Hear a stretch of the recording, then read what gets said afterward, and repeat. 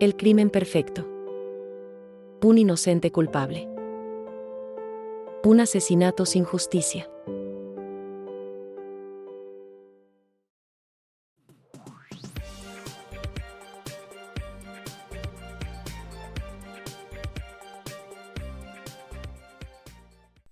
Bienvenidos al quinto programa de Punto Clave. Nos volvemos a encontrar en este jueves 8 de mayo y en este caso vamos a tener otra edición especial del programa. Así como en el pasado programa tuvimos los Juegos Panamericanos de 1995 que se realizaron en Mar del Plata, hoy vamos a hablar de un caso policial, el caso de Silvia Cicconi, quien fue brutalmente asesinada y violada cuando tenía tan solo 17 años en su casa. Este caso, que a más de 40 años no tiene un culpable, hoy vamos a entender quién era Silvia, vamos a hablar un poco y vamos a conocer todo sobre este caso. Vamos a comenzar hablando sobre el informe. Para eso nos encontramos con Sebastián García. ¿Cómo va, Sebastián? ¿Cómo va, Agustín? Muy buenos días. Bueno, vamos a, como mencionabas vos, hablar y repasar lo que fue en todo este programa un crimen atroz que marcó también a la ciudad de Mar del Plata.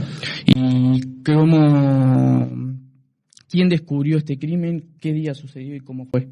Vamos a empezar principalmente por qué era lo que estaba haciendo Silvia en aquellos días y en aquellas horas, día del crimen, de ese crimen atroz envuelto en injusticias y también en misterio que, como mencionábamos, marcó un antes y un después, no solo en la ciudad de Mar del Plata, sino que también a nivel país. Como mencionábamos, en una noche fría de 1981, en tiempos de dictadura, precisamente el 27 de agosto de ese mismo año, en la ciudad de Mar del Plata, Silvia Cicconi, una adolescente de 17 años con muchos proyectos y una vida por delante, fue brutalmente, como mencionabas vos, violada y asesinada en la propia habitación de su propia vivienda, ¿no? Eso es lo que a muchos les ha llamado la atención. El día previo se preguntarán qué habrá estado haciendo Silvia y según comentan y se cuenta, familiares y amigos, Silvia, el 26 de agosto, al terminar la escuela, fue junto a su novio Pablo Macei a el Café Bar Medieval que estaba ubicado en Salta y Moreno y del cual los padres tanto de Pablo como de Silvia eran dueños en conjuntos obviamente de este mismo local. Mientras Pablo realizaba labores en el café atendiendo a los clientes, Silvia estaba preparando un examen de inglés para el día siguiente y a eso de las 20 horas de la noche Silvia decide retirarse del café bar y volver a su casa para seguir con el estudio y la práctica, obviamente, para prepararse para el examen del que tendría o que hubiese tenido el día siguiente. Como mencionábamos, a las 20 se va, llega a su casa alrededor de las 21, porque, bueno, recordemos que el local estaba ubicado en Salta y Moreno a 20 cuadras de su hogar. Además, mientras ella estaba en su hogar y mientras volvía, además, Adela y Rubén, padres de Silvia, se encontraban en el restaurante Nueva Italia, ubicado en Avenida Luro al 5154, obviamente restaurante del cual eran dueños y muchas personas famosas, por ejemplo, una cliente habitual que era Gerardo Sofovich asistía a este restaurante mencionado y ubicado en este preciso punto de la ciudad de Mar del Plata. Hay que mencionar que este restaurante estaba enfrente de la casa de Silvia y esa casa sería la misma escenografía del crimen, lastimosamente, para Silvia y obviamente toda la familia. Como mencionábamos, mientras Adela y Rubén estaban reunidos en el restaurante Nueva Italia con amigos celebrando un cumpleaños, alrededor de las 22 horas vieron llegar a Silvia al lugar. Entró, se sentó algunos breves minutos en la mesa en conjunto, mientras también, y cuando fue el momento, decidió levantarse en esos breves minutos para volver a su casa. Se llevaba 2 empanadas para, obviamente, cenar en esa noche y les pedía perdón, obviamente, a las personas que estaban allí presentes por no estar presente en este momento de celebración y, obviamente, mencionaba que se iba a acostar temprano para la mañana siguiente poder estudiar mejor para el examen que tendría ese 27 de agosto. Como mencionamos, a las 22 más o menos volvió a su hogar y mientras continuaban con los festejos, alrededor de la 1:30 de la madrugada, la familia reunida, o sea, Adela y Rubén, más los amigos que estaban celebrando ese cumpleaños, decidieron continuar con los festejos en el café bar el café bar medieval ubicado, como mencionábamos, en Salta y Moreno. Alrededor de la 1:30 de la madrugada, Adela decide volver primero a su hogar para agarrar un abrigo, y ahí es cuando obviamente entra al hogar, corrobora que Silvia estaba dormida, agarra el abrigo que estaba yendo a buscar y se retira. La casa la deja cerrada con doble llave, las ventanas cerradas y la luz prendida del pasillo.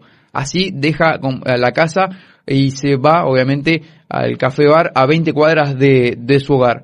Pasaron las horas, los festejos seguían y, como mencionábamos, alrededor de las 3 de la madrugada, por el cansancio y el agotamiento del día, más los festejos que se habían extendido, Adela, acompañada por el hermano del novio de Silvia, hablamos de la hermana de Pablo Macei, deciden volver al hogar, deciden volver a lo que sería la escena del crimen, obviamente no imaginándose lo que se iban a encontrar precisamente en la habitación de Silvia. Cuando llegan alrededor de las 3 de la madrugada, encuentran rarezas en la vivienda porque encuentran todas las luces prendidas, una ventana abierta, y asustadas obviamente por la salud y de Silvia, entran más que apresurados al hogar, y cuando llega a Adela a la habitación de Silvia, la encuentra a su propia hija, acostada, atravesada en la cama, con obviamente atada de pies y manos, totalmente ensangrentada y prácticamente degollada.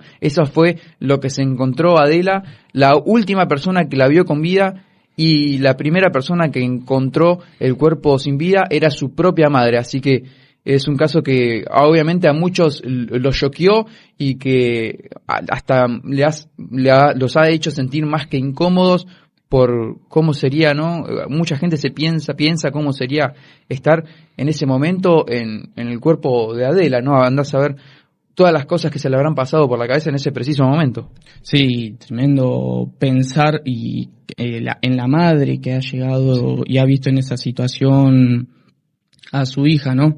Sí, y como mencionábamos, Adela vio o pasó de estar tranquila y obviamente de la tranquilidad y paz que transmitía Silvia hacia su propia madre cuando la veía dormir a la 1:30 de la madrugada, pasó a verla en las peores de las situaciones que un padre puede presenciar en su vida, ¿no? Que es hallar el cuerpo sin vida de tu propia hija. Y eso es básicamente lo que sucedió entre el 26 y 27 de agosto de 1981, que a día de hoy, a 44 años de su asesinato, sigue siendo un caso lleno de misterio e injusticia que aún no se ha terminado de resolver, ¿no? Un caso de total impunidad. Excelente, muchísimas gracias, Sebastián. Vamos a entender un poco quién es Silvia Cicconi. Para eso nos vamos a encontrar con Martina, ya que estuvimos hablando de lo que fue el caso, qué sucedió el día y el año, y ahora vamos a conocer un poco a Silvia Cicconi, quién era y qué hacía. Bienvenida, Martina. Buen día, Agustín. Sí, siempre que hablamos de víctimas en casos como estos tan fatales,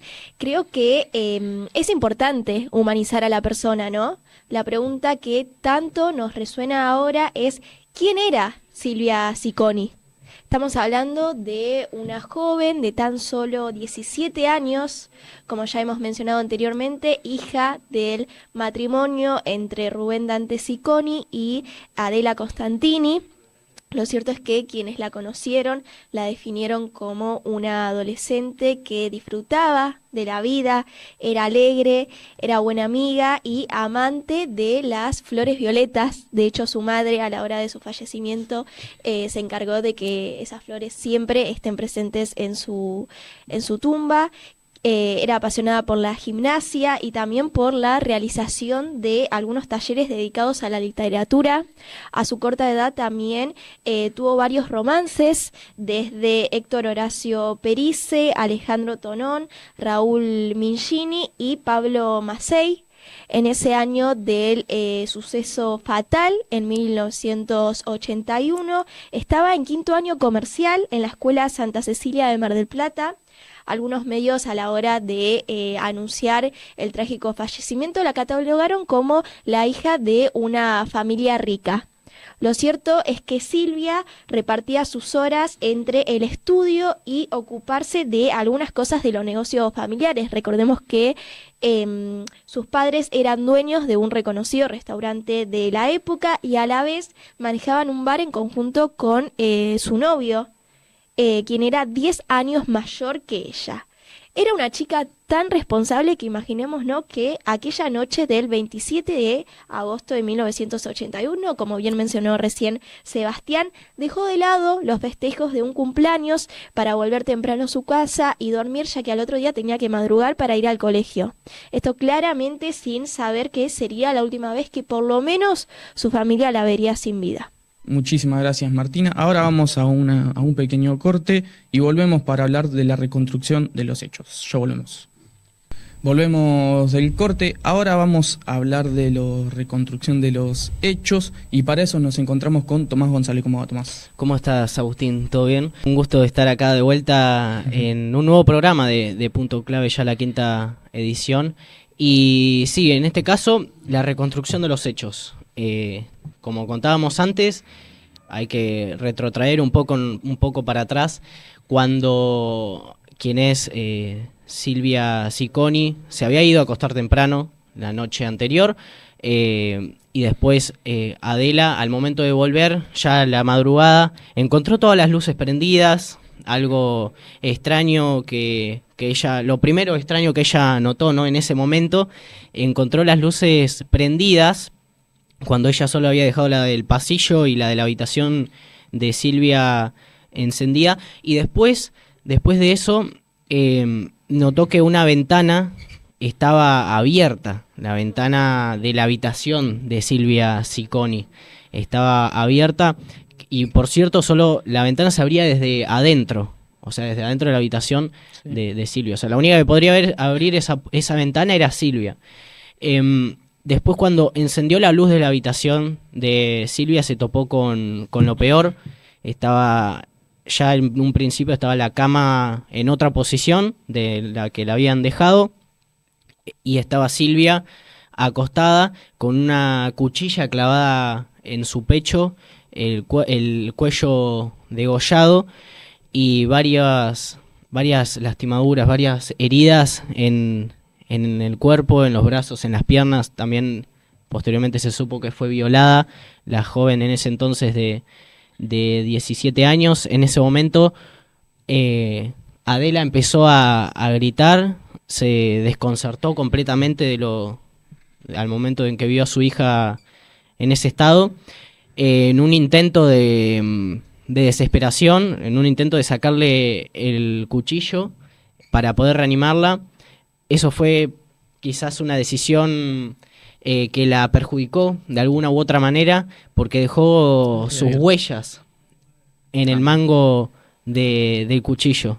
Y ahí, bueno, los propios policías, los investigadores empezaron a sospechar en ella desde un principio. Y después ya pasaron muchos años y se sabe quiénes son los acusados.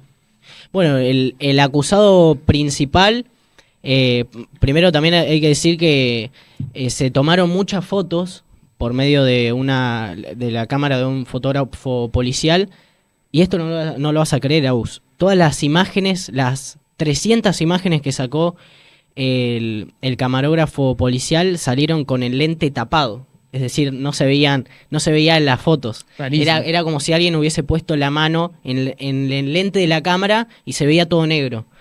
Y después de eso, todo en la escena del crimen había quedado todo revuelto. Habían libros, como si hubiesen alguien leído los libros, buscando algo, obviamente. El dinero que había también no se lo llevaron.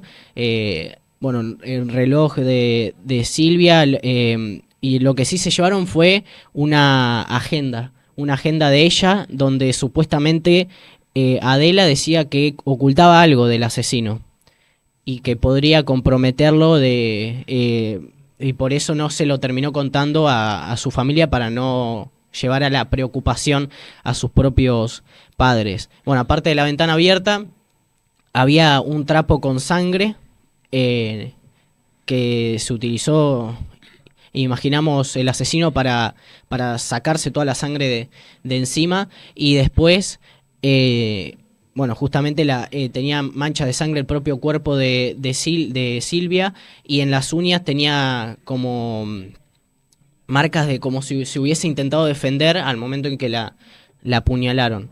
Sí. Y uno de los acusados es Fernando El Pacha Pérez. ¿Qué se sabe de él y por qué fue acusado?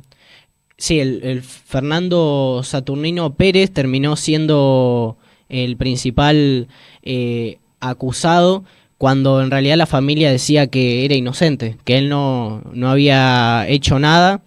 De hecho, daba la sensación en un principio, ya se sospechaba del exnovio de Silvia, de la expareja, que él en las últimas instancias de las relaciones, y después cuando terminaron, la amenazaba a Silvia, amenazaba a ella, amenazaba a sus padres, pero finalmente no se terminó avanzando con la investigación contra el ex novio de Silvia. Después, a los 6 meses, detuvieron a Fernando, como vos decís, como decíamos, a Fernando Saturnino Pérez, un hombre de 50 años, que cuando caminaba por 9 de Julio y Chaco, personal de la comisaría cuarta de Mar del Plata lo detuvo en esa dirección, en un Ford Falcon verde, lo llevaron a un galpón, lo torturaron, lo picañaron, y posteriormente terminaron llevándolo a prisión, donde allí el juez, quien es Bernardo Fisore, lo condenó a cadena perpetua el 28 de mayo de 1984. Muy bien, Tommy, muchísimas gracias. Ahora vamos a pasar, obviamente, en este caso, hablando sobre uno de los acusados. El siguiente bloque vamos a hablar sobre su juicio, pero ahora vamos a hablar de las estafas que recibió la familia Cicconi. Para eso tenemos de vuelta a Sebastián. Como Agustín, como mencionabas vos, en la parte de la investigación, la familia tuvo que gastar muchísimo dinero, ¿no?, para seguir con la causa, más las complicaciones que tuvo con respecto al culpable que había sido nombrado, pero que para ellos era un claro inocente. Tuvieron muchísimas complicaciones, y en periodos de dictadura, mencionaba Adela, la madre de Silvia, que se estaban enterando de cosas raras dentro del ámbito de una sola persona, pero que obviamente no lo iban a mencionar con los medios ni con nadie, y que aún no se ha mencionado, porque le podrían haber llegado a causar problemas, obviamente, a toda la familia por seguir investigando sobre este caso. Y las estafas también, como mencionabas, se hicieron presentes, y Adela, en una nota con un medio de comunicación de Buenos Aires, precisamente Todo Noticias, decía esto, obviamente, cuando se le consultaba por el tema de cuánto dinero habían gastado en esta investigación. En el momento que a nosotros nos pasó no era la época de ahora. Yo pienso que posiblemente en este momento se hubiese descubierto.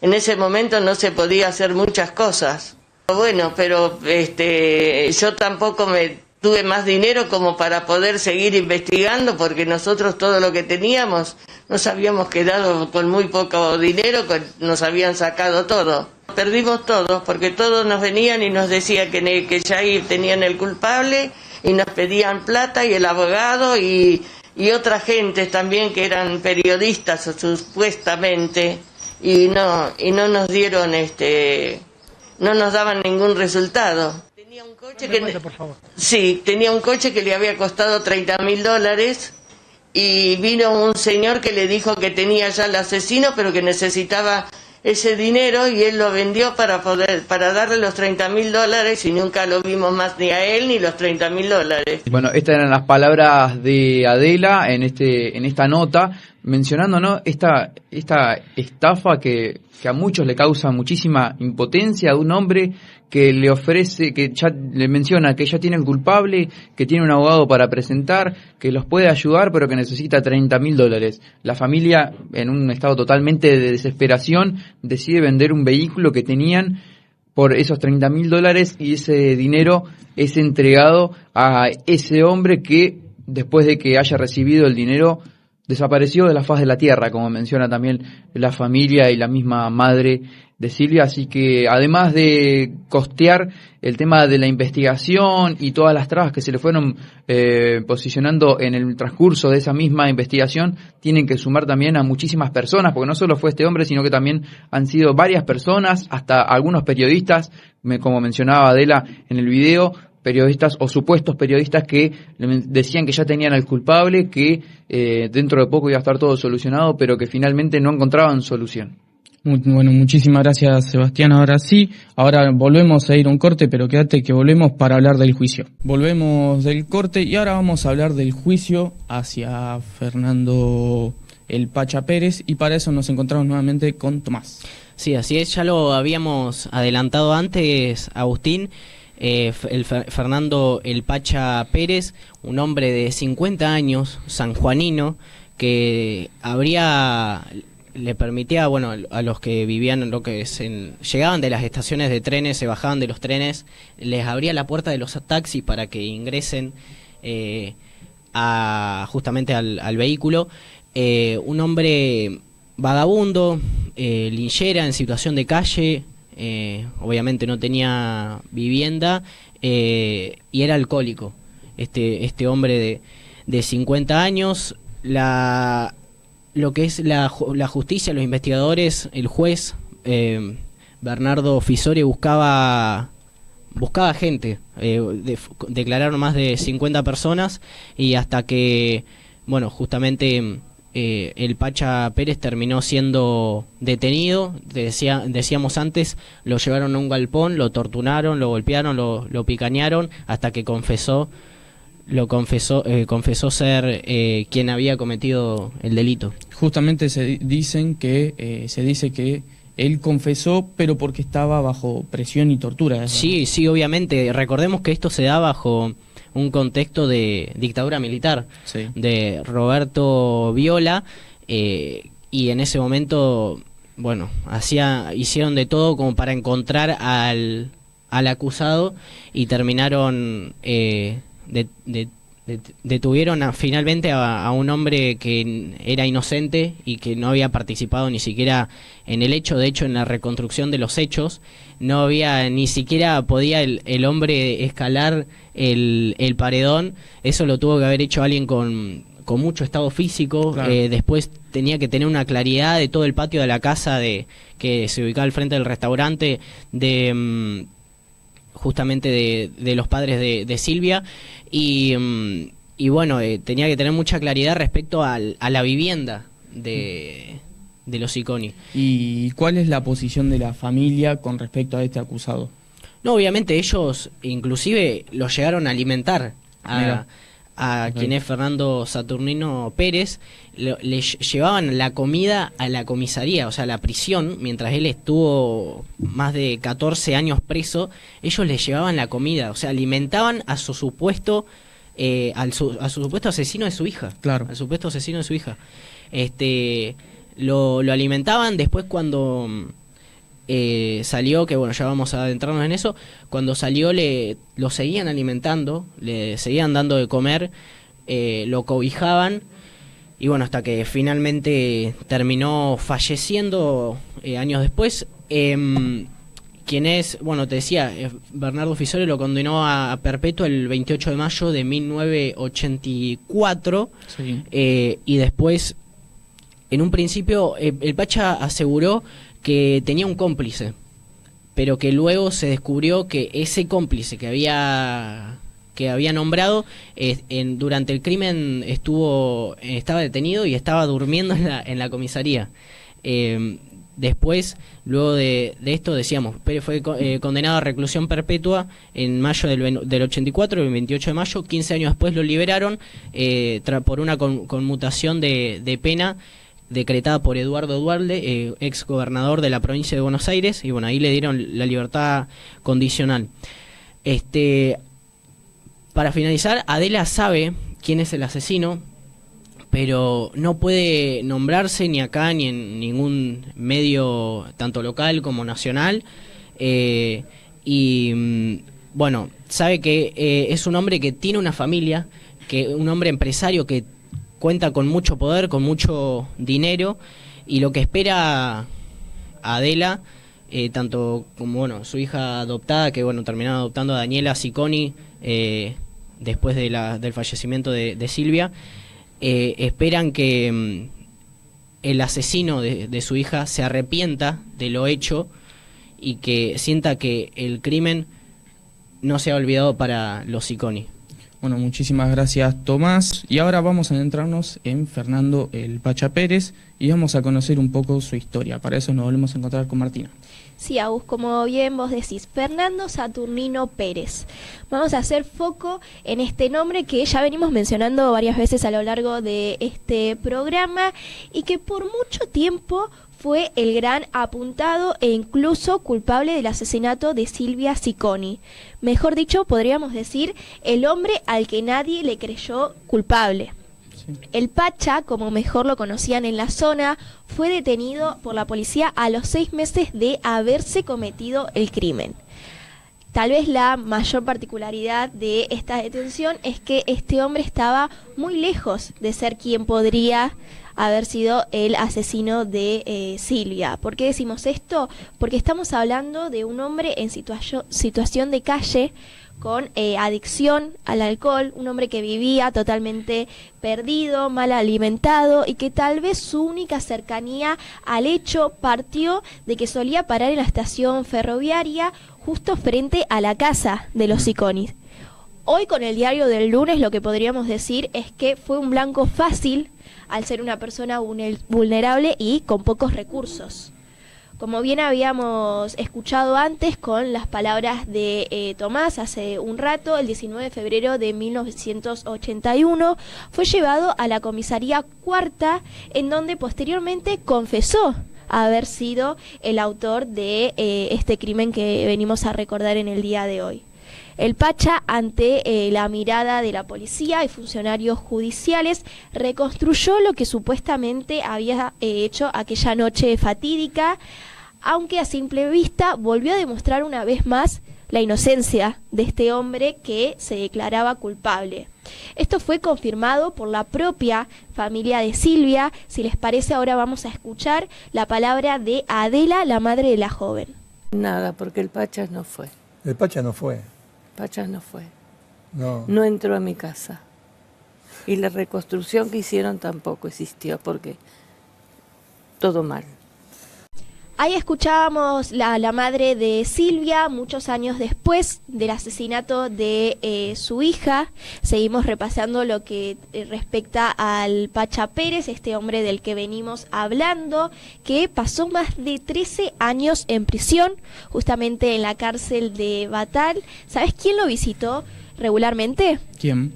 Adela, justamente la mamá de Silvia, incluso toda la familia Cicconi, fue quien luchó por la inocencia del Pacha, quien finalmente, recordemos, recibió un indulto del exgobernador Eduardo Duhalde. Ellos entendían que mientras este hombre siguiera detenido, sería imposible avanzar con la verdad del caso. Es por eso que, como decimos antes, pidieron durante todo este tiempo la liberación del Pacha. Después seguramente vamos a estar adentrándonos más en lo que es la principal hipótesis de los familiares, que descartaba la incidencia de este hombre en el caso. En principio por estas cuestiones que venimos mencionando, ¿no? De sus adicciones, de una escena que más bien no era la de un robo y sino tan simple de un asesinato brutal. Y en ese sentido, esto fue lo que confesó Fernando Saturnino Pérez al salir en libertad. Muy agradecido porque yo no maté a nadie. Se lo juro por ese señor que está ahí, yo no maté a nadie. Lo único que soy borrachito, nada más. Que yo no puedo decir.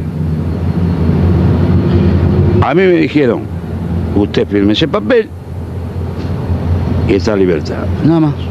Y estoy alegre porque también lo que me hicieron firmar el papel son los jueces que hacen la justicia.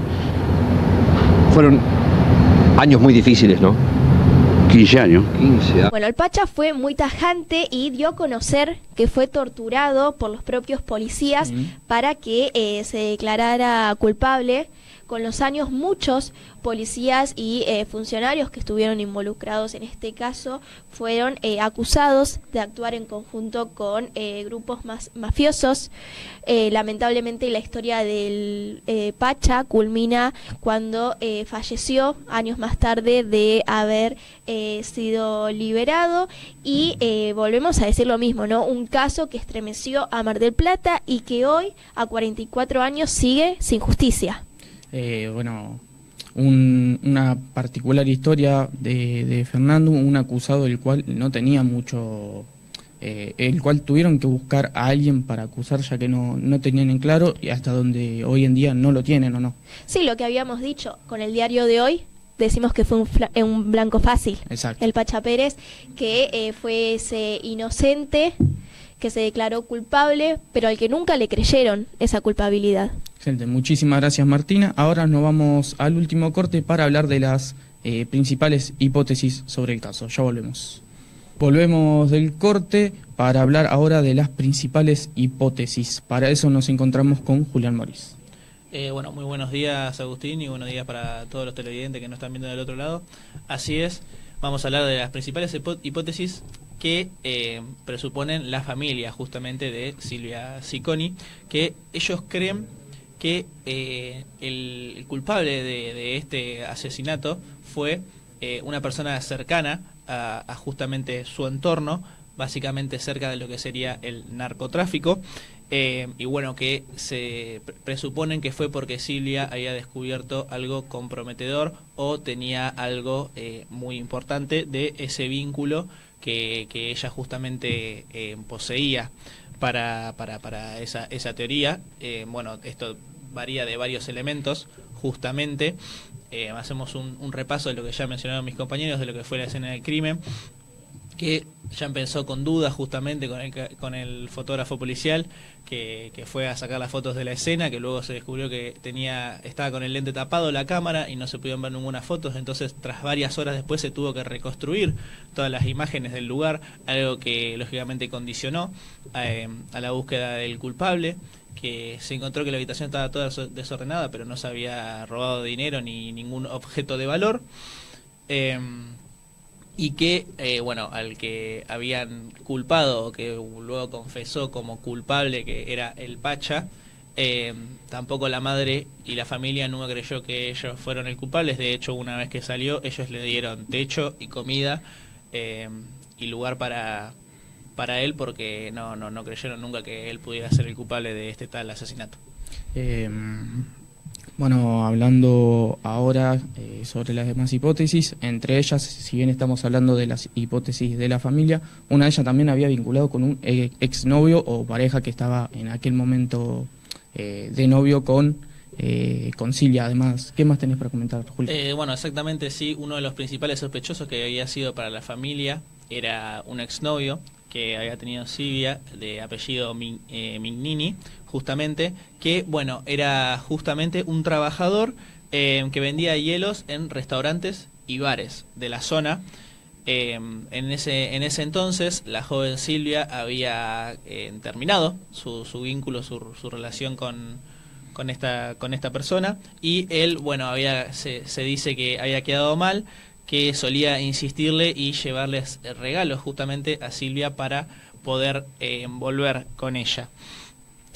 Bueno, estas sospechas que se elevaron en años posteriores, después de hecho Mignini tuvo justamente varios problemas con la justicia y pasó varios meses en una prisión preventiva justamente.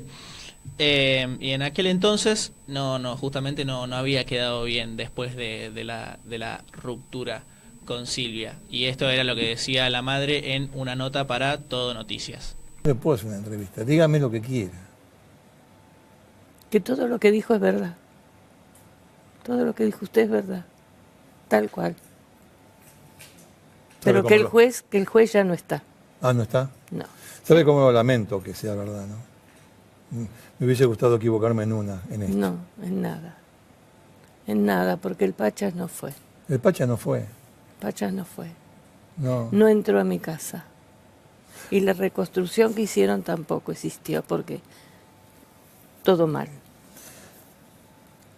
ustedes vivían al lado de su negocio. No, atrás. Ah, atrás. La familia tiene, iba a decir, un restaurante, ¿no? Atrás teníamos el restaurante adelante y teníamos el departamento atrás. ¿Se usó una cuchilla del propio restaurante? Sí. Ahí vemos imágenes del Pacha Pérez en un traslado. Insisto, era un poligrillo al que agarraron a dos.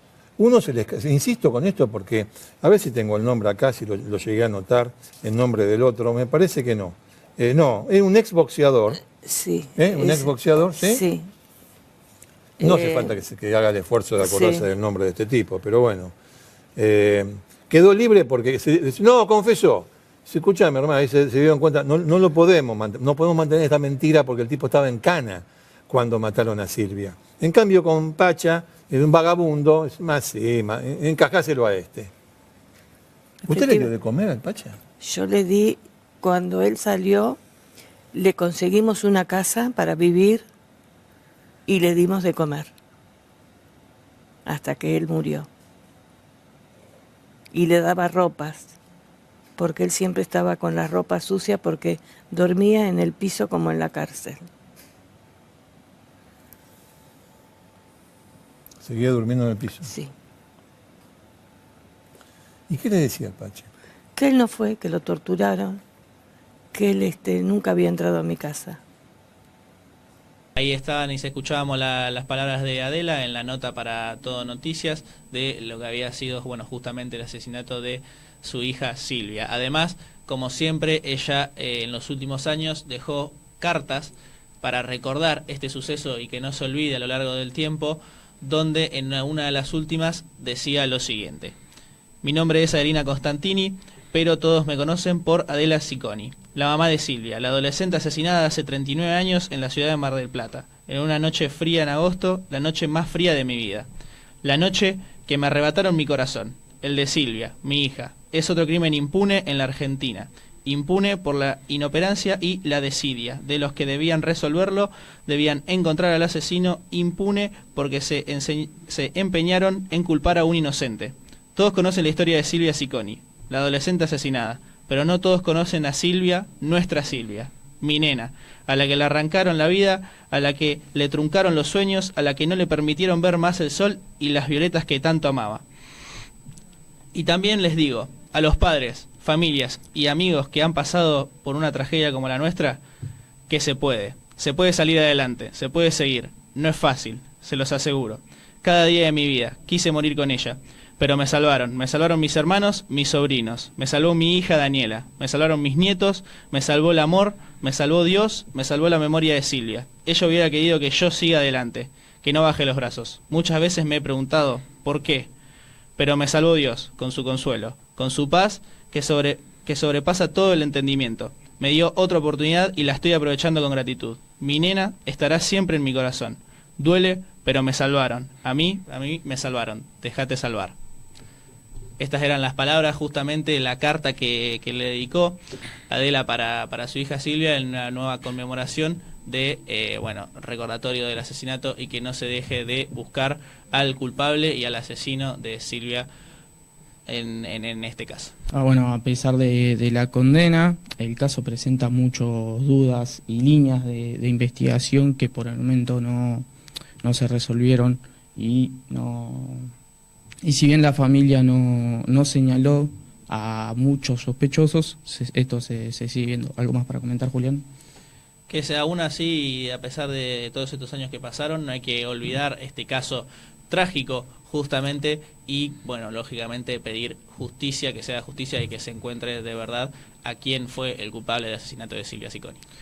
Muchísimas gracias, Julián. Ahora ya nos vamos despidiendo. Antes de eso vamos a hacer un repaso de lo que fue este programa, el caso de Silvia Cicconi, el cual tuvo mucho de qué hablar en aquella época en la ciudad de Mar del Plata. Hablamos de lo que fue el informe para comenzar este programa, junto a su perfil, subimos quién era Silvia, qué pasó, qué día y los acusados. Luego fuimos directamente a la reconstrucción de los hechos y a las estafas que ha recibido durante el tiempo de investigación de la familia que llevaba. Hablamos del juicio hacia uno de los acusados, Fernando El Pacha Pérez, quien fue condenado a prisión perpetua, que si bien la familia que no era culpable, la justicia determinó que sí, e incluso hizo que hable bajo amenazas. Luego hablamos de la historia justamente del Pacha Pérez, y para finalizar hablamos de la hipótesis. Nos despedimos en esta nueva edición de Punto Clave, en este jueves 8 de mayo con 16 grados. Nos vemos la próxima.